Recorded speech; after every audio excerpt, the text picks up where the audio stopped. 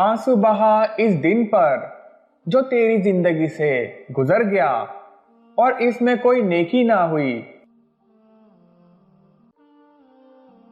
ए लोगो, खौफ इलाही से तुम में से जो रो सके वो रोए, कि वो दिन आने वाला है कि तुम रुलाए जाओगे।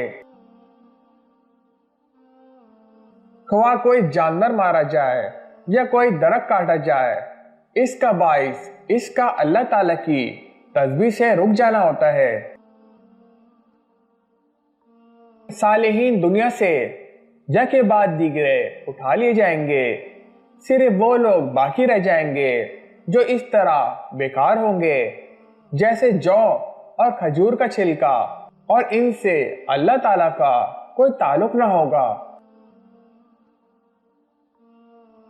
गिले और शिकवे से जुबान बंद रखो, राहत नसीब होगी। जिस पर नसीहत असर न करे, इसे समझ लेना चाहिए कि इसका दिल ईमान से खाली है। जो अल्लाह के कामों में लग जाता है, अल्लाह इसके कामों में लग जाता है। इखलाक ये है कि अमाल का आवाज ना चाहे।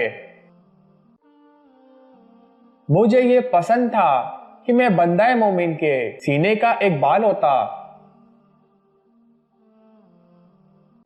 मैं ये पसंद करता हूं कि मैं एक ऐसा दरख्त होता जिसको खा लिया जाता और फिर काट दिया जाता।